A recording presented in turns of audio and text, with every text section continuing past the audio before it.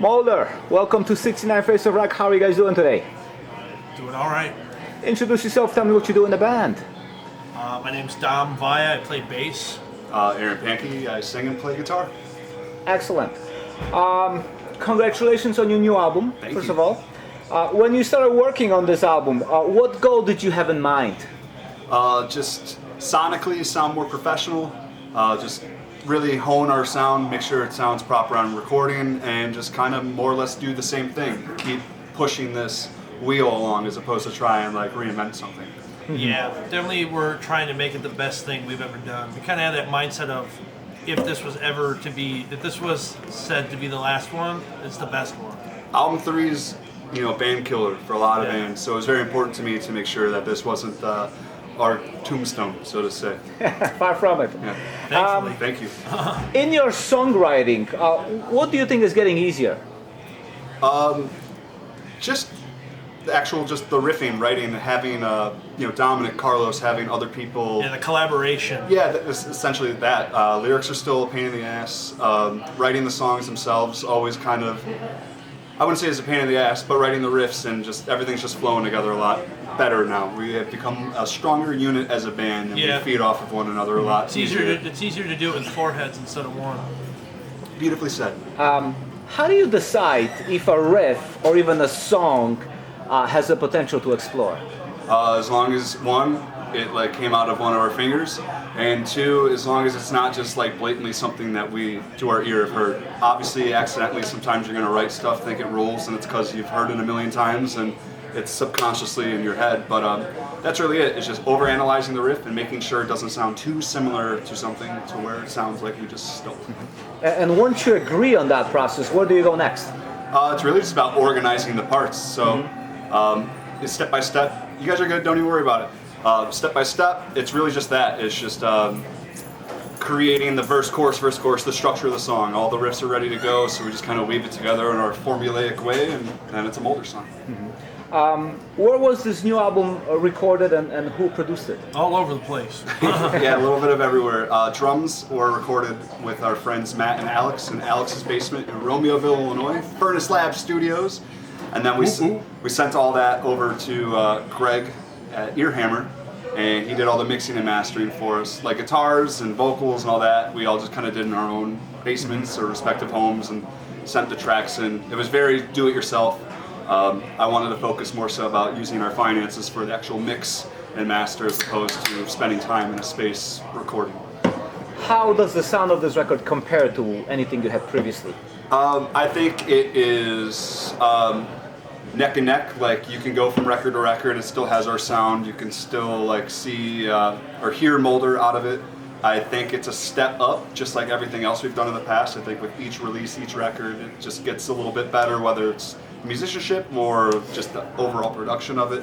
But that's really it. I just think that it just sounds better than anything we've ever done, and hopefully the next one will sound better than that, and so forth. It seems like you're really focusing on the big picture here. Oh, yeah. So what aspects of production did you want to explore more this time around? Truthfully, I don't really have an answer. Working with Greg, talking with him, it just seemed like he really dug our band, really understood what it is we want and what we sound like and what we're going for, so to say.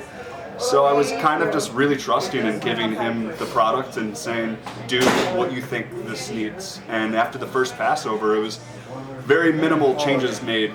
They nailed it. Everything about it sounded exactly like what I could have imagined it to, and so forth. But yeah. What was your impression of the record upon hearing it for the first time? Like I said, I was floored, blown away. Definitely the best thing. It was the best thing we've done since the last one. The last one I thought was the best thing we've done at that point. Like he said, it keeps getting better and better.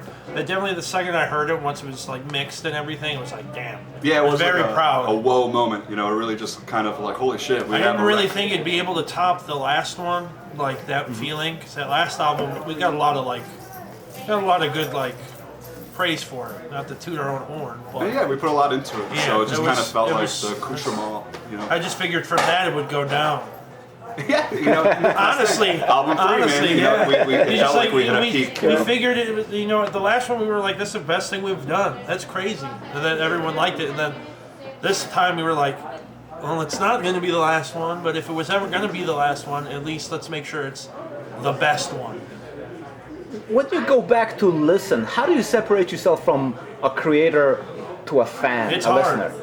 It's hard. Like- I'm a big critic on my own stuff.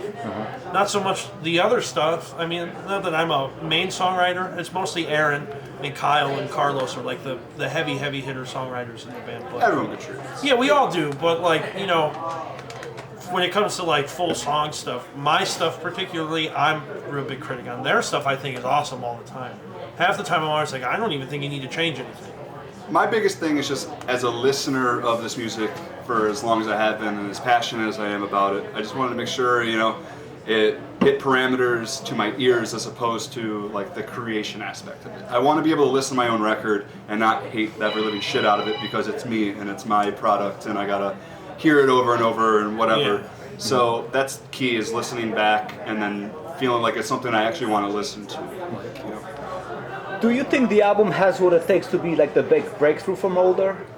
Yes and no. I feel like really any of our albums do, and I think it just comes down to right place, right time, luck, who you know, who you don't know. Everything's a factor, and I think we're very fortunate to be in the position that we're in currently, and I feel like this record's only kind of cementing that and giving us a bigger platform and bigger opportunity, and you know, we'll see where it goes. Yeah, I feel for the last one and the first one, especially the first one, you know, it got released in the heat of the pandemic, so we didn't really have a lot of time to do anything with it.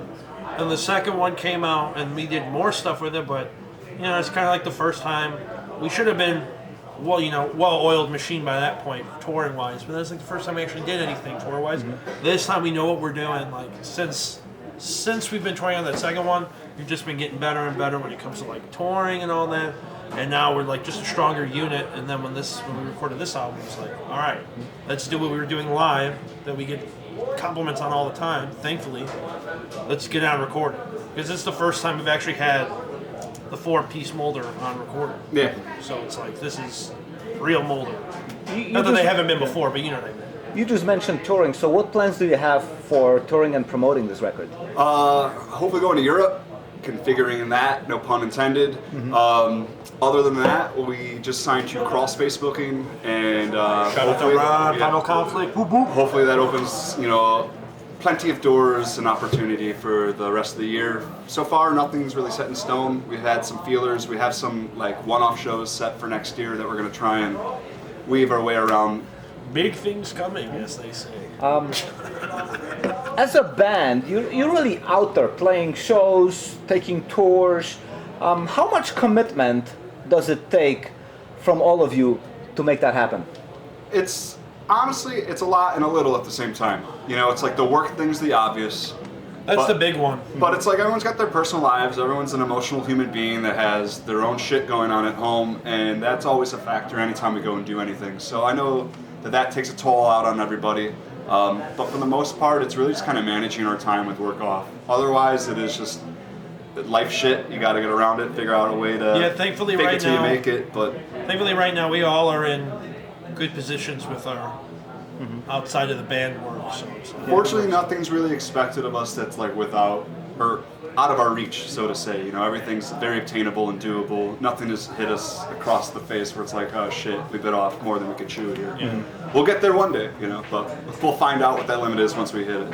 How supportive are your, let's say, your parents? in Oh, what you super do? duper Yeah, supportive. thankfully, super supportive. I mean, my mom's coming tonight. It's like we I got a practice. bunch of family coming tonight. Yeah, we practice every week at my mom's house. My dad, like everybody, like all of our family members are very, very supportive. Very of supportive, the but craft not, and doing not it. to the point where, you know, I mean, things their were- parents might not. My parents were like, "Fucking run with it, dude. Run with the pack." Fucking yeah, go nuts. but you know, it was never like, you know, I've wasted a lot of time on it, so they're supportive you know, of me you're continuing. gonna be a musician.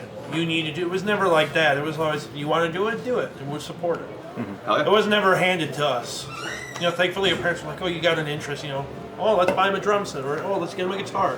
That's one thing, but it was never ever like, "Oh, well, you need a $3,000 this, you need a $7,000 that." Thankfully, they're supportive and kept us humble. Is what I'm getting at. I view you as a very solid and tight unit. How would you describe each member of the band and what they bring to the table? Well, speaking for Kyle, I'd say precision. Dude's a fucking animal, and he's just precise as all get out, and that seems to be Carlos too. Carlos is really precise too. Carlos is. He's just a fucking wizard of the strings, man. I have no other way of putting it. That dude just relentlessly, effortlessly, and I don't want to discredit his practices and whatever else, but dude is just crazy good at all forms of music. It comes to him naturally, like. He's just a musician.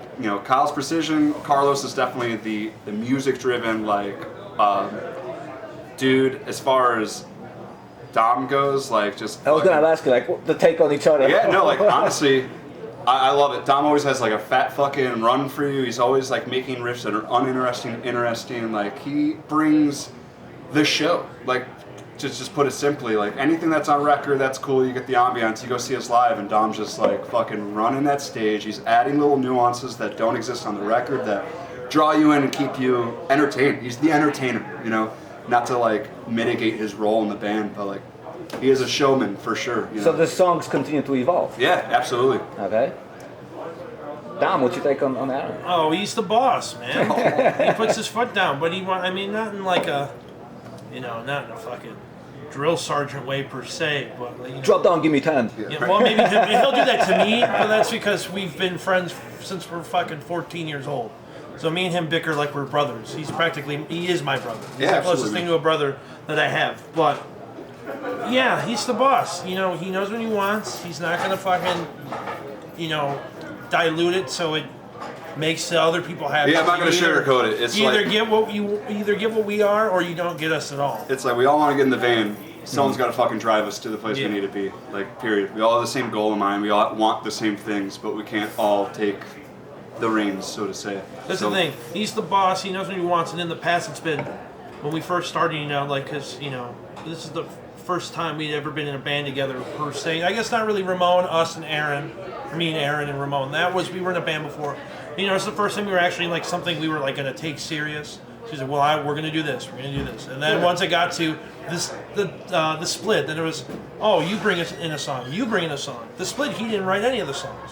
Everything was very calculated. It evolves. The collaboration evolves, and to this point, it's the most collaborative it's been. But yeah, definitely the boss. That's what I would say. You gave me one word, the boss. Where do you guys that's see? two, but Where do you guys see yourself 5-10 years from now, musically? Sitting here with you doing another interview. Yeah, I was gonna say probably me in a wheelchair. Reggie's, if they're fortunately and hopefully still around and kicking. Yeah, I don't know. This is my life and what I've done for the last 20 years. I'd like to think in the next 20, I'm gonna keep doing it. Yeah, I mean, we're doing it to the point where we're getting recognition and we're doing cool things and we're getting written and cool stuff. We're doing the thing, but we're doing it enough to where it's not like, things are like taking off. They're taking off, but they're taking off to the point where we could still be normal people. Yeah, it's like we can be opportunistic about the things that come in our lap or whatever, but we also get to not be the band that has to workhorse and do a bunch of shit we don't want to do and like hate doing the music thing. Yeah, that's a big thing. We're not doing it, and we're not doing this, and putting money down on houses from it. But we're doing it, and we're doing it for the fun of it, which is what we're doing it for. We're not doing it to make all this money. If we make money in the long run, that's awesome.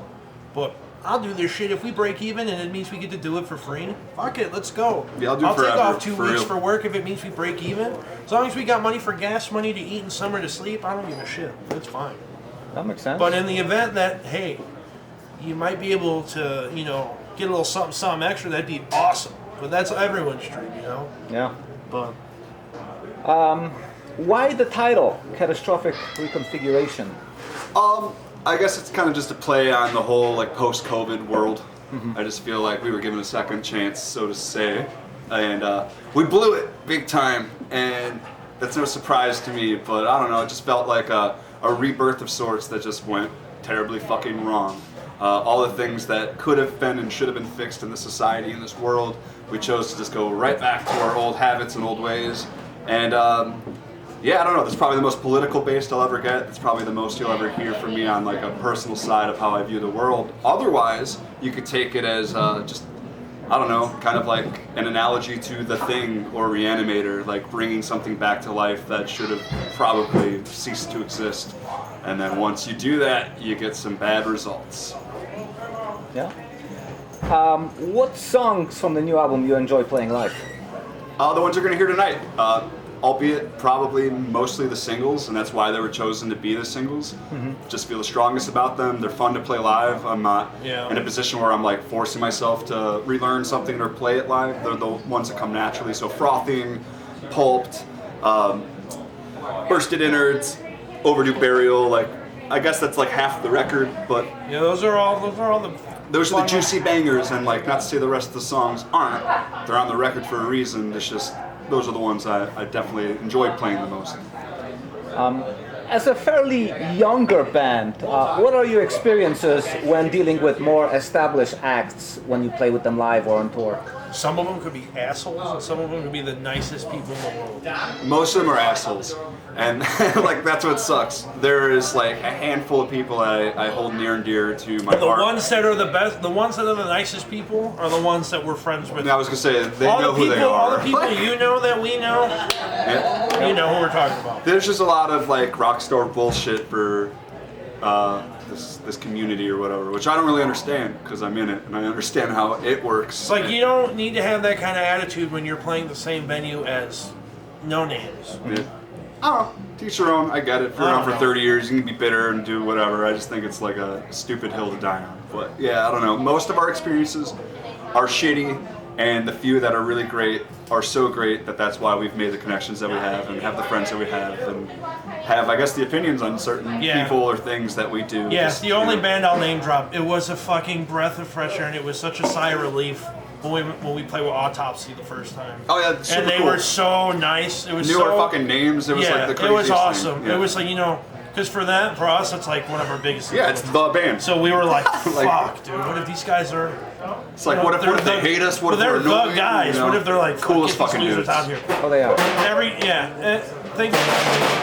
Thankfully, we've been able to play with them a few times, and every time we ran into them at those shows that we've played with them, they've still remembered us, and that's cool. Finally, how would you describe the drive you have for playing, writing this type of music, and being in a band like Molder? Relentless.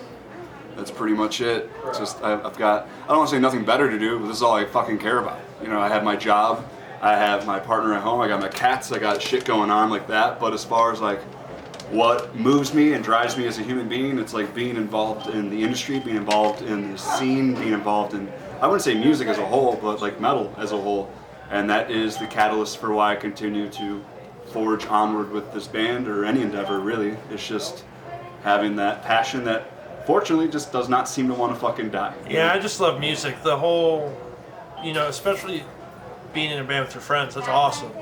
But just being able to play live and get that aggression out, whether it's a metal band or any other band I've been in, just playing in general, it's always nice to get that out. And it's awesome to be able to do it in a band that other people think is nice and cool. It's dope. It's really nice to be in something that people are actually interested in, and not just like, oh, here's the band we're gonna go get beer for. You know, we're gonna go get beer during this band. It's nice. You can go get beer during us if you want. Oh yeah. Full and total support. You know? Thank you. Stay thirsty, my friends. Thank you, Mark. Seriously. Thanks, Mark. Cheers.